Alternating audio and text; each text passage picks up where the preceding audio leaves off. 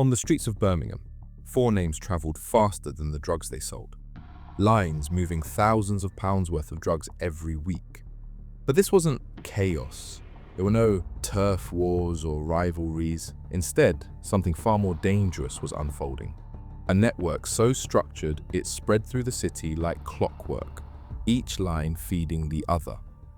For months, police could only watch as the money flowed. But every empire has its weakness. This is the story of Birmingham's drug empire, built on four unstoppable lines, and how it all came crashing down.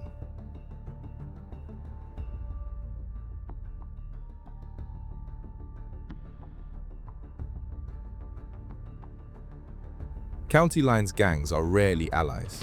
Turf wars and competition usually keep them apart. But by late 2022, something unusual was happening in Birmingham. Four separate lines, known on the streets as Rico, Diego, Figo, and Potter, had joined forces. Detectives later revealed that this coalition was unlike anything they had encountered, and this gave them a huge advantage. Instead of fighting for territory, they pooled their reach and resources, creating a united front that flooded Birmingham and Solihull with heroin and crack cocaine. The numbers alone showed the scale. Detectives later estimated the network was making between £18,000 and £20,000 every single week. In just 18 months, the gang had built a £1.8 million criminal network, feeding over 200 addicts and taking more than 1,000 calls every day. This wasn't a loose collaboration. Each line had its own setup, and we'll talk about this in the next few minutes. But the four moved in step, ensuring that no gap in supply would break their grip on the streets. If one line faced a setback, another would step in to keep the flow going. Even the way they advertised their drugs reflected this efficiency. Coordinated bulk text messages sent to hundreds of phones at once. In short, behind the scenes, they moved with a shared purpose: to dominate the market and outpace rivals. This level of cooperation was almost unheard of in county lines operations. It made the gang harder to disrupt. The system was designed for resilience, and for months, it worked. But this sudden surge of activity didn't go unnoticed. West Midlands Police's County Lines Task Force began seeing patterns we will talk about later in this video.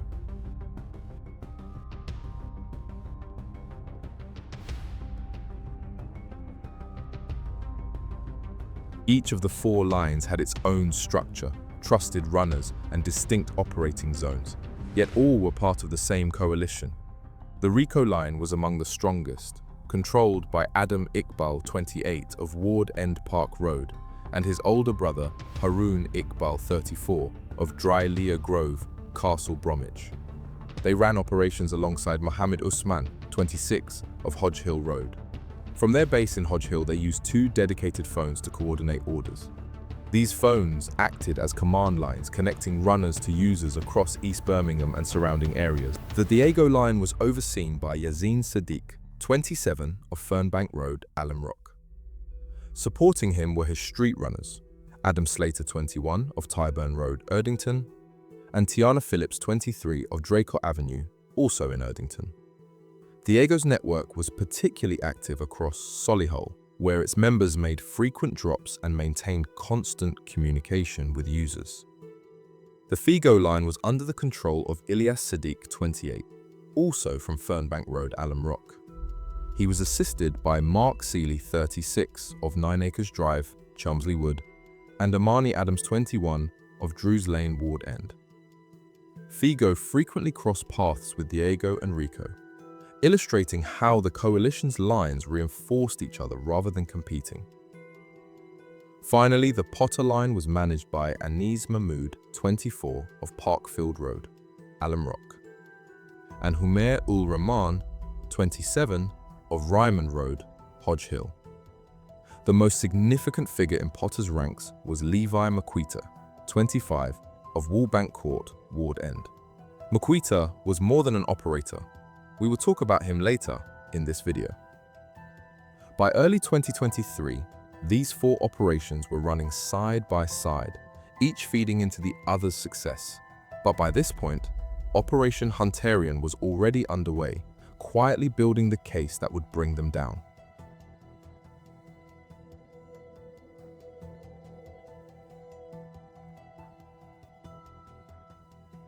By late 2022, the coalition's activity had grown too large to ignore.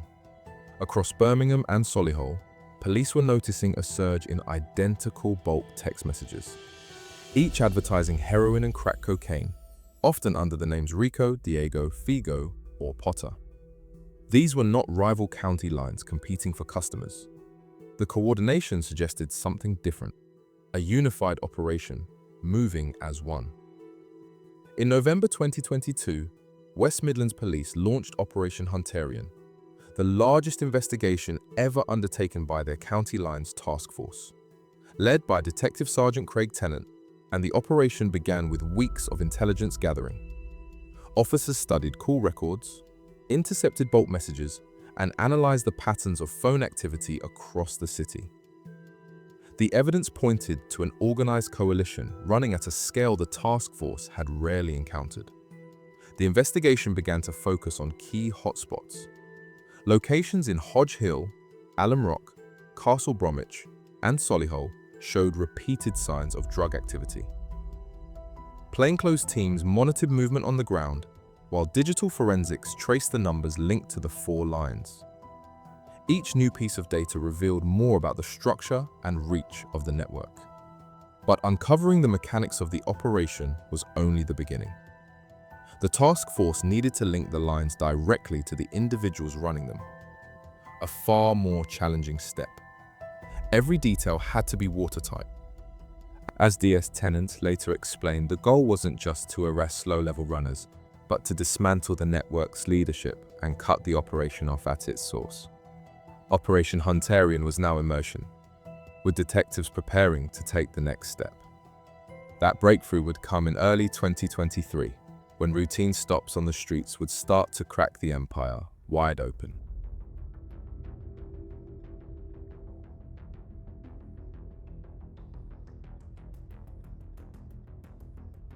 After weeks of surveillance and phone data analysis, West Midlands Police started to move closer to the street-level activity of the Diego line.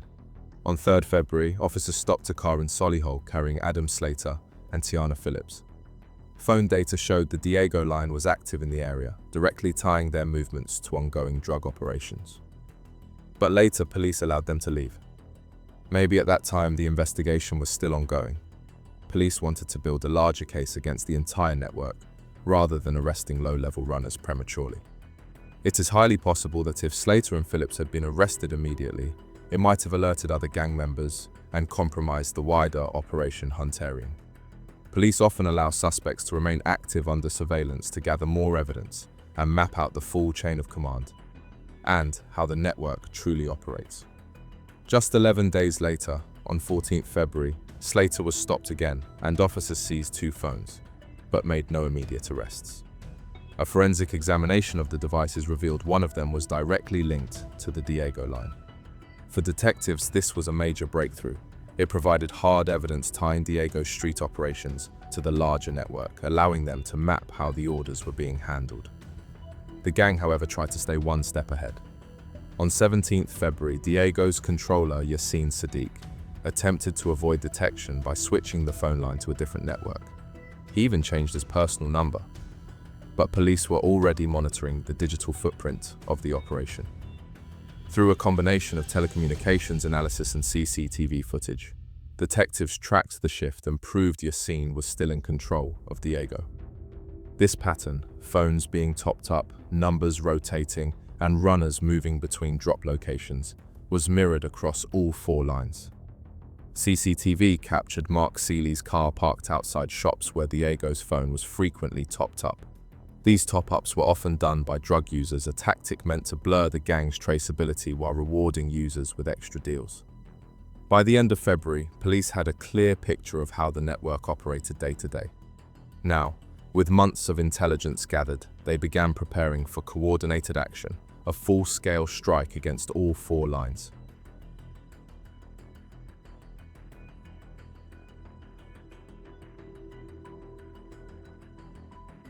By May 2023, the net was ready to close.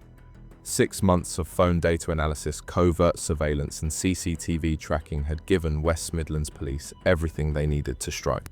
At dawn on 23 May, 17 simultaneous warrants were executed across Birmingham and Solihull in a carefully coordinated operation. Armed officers moved in with precision, hitting every property linked to the Rico, Diego, Figo, and Potter lines at the same moment. The timing was crucial. No warning, no chance for anyone to destroy evidence or flee. In Hodge Hill, the core of the Rico line, Adam and Haroon Iqbal were caught inside their home with the dedicated Rico phones still in possession.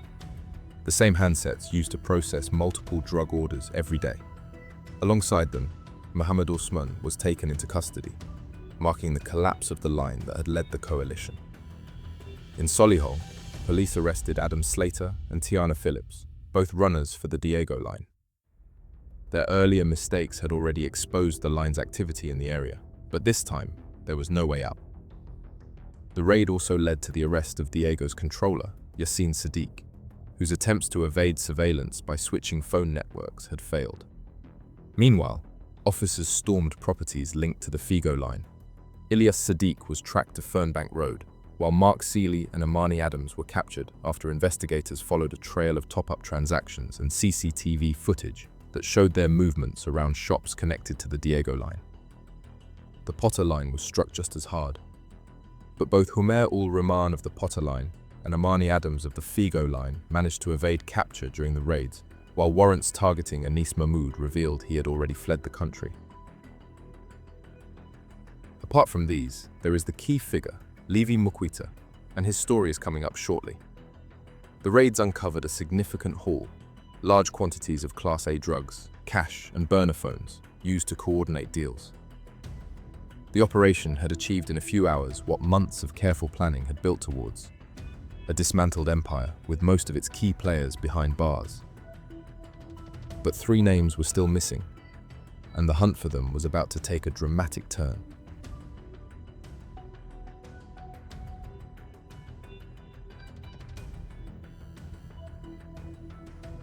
For weeks, the County Lines Task Force tracked every lead, scanning CCTV, phone records, and local intelligence to locate the 2 men. Neither had fled far, but they were moving quietly, aware that the city was under intense police pressure.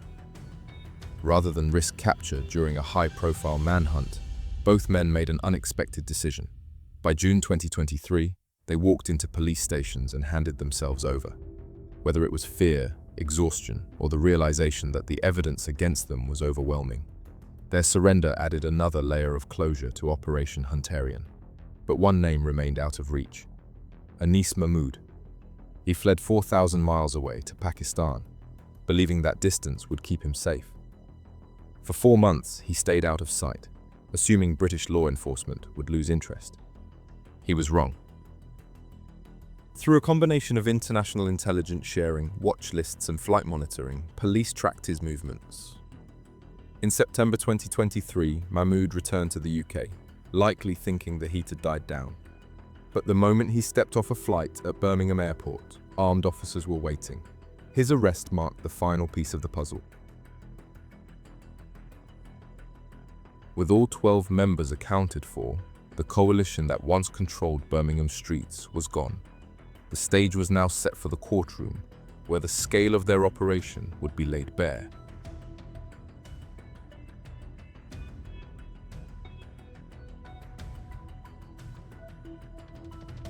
With every member now in custody, now let's shift the focus to the heart of their operation, the supply chain that kept all 4 lines alive. Levi Mukwita held the key role that connected them all.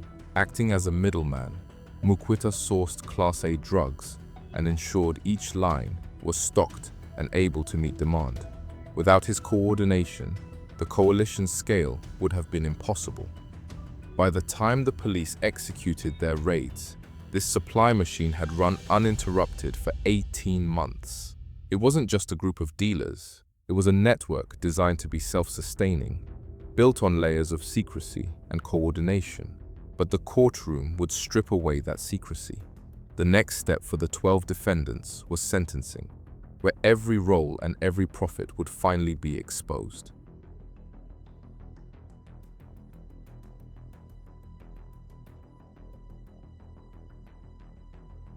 On the 4th December 2024, at Birmingham Crown Court, the case against the 12 members of the County Lines Coalition reached its conclusion. Prosecutors laid out the scale of the operation in detail, describing how the 4 lines operated and generating up to £100,000 a month. There was little room for defense. The overwhelming evidence, seized phones, call records, CCTV, and cash, left no doubt about the roles each defendant played. Adam Iqbal, 28, received 12 years and 6 months, recognized as a leader of the Rico line. His brother Harun Iqbal, 34, was sentenced to 6 years and 4 months for managing the line alongside him, while Muhammad Usman, 26, also tied to Rico, received 10 years and 6 months. From the Diego line, Yassine Sadiq, 27, the controller, was jailed for 11 years.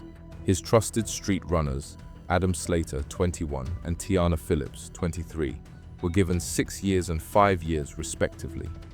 For Figo line, Ilyas Sadiq, 28, received 10 years and 10 months, while Mark Seeley, 36, sentenced to 4 years and 8 months, and Amani Adams, 21, who was jailed for 8 years. From the Potter line, Anis Mahmood, 24, who fled to Pakistan, was sentenced to 12 years and 10 months.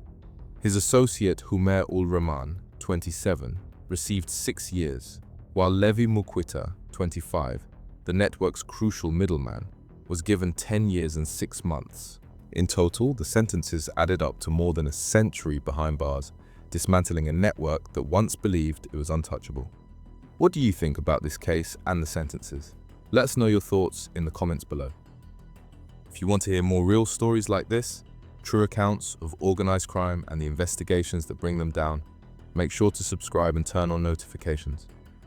There's always another case waiting to be uncovered.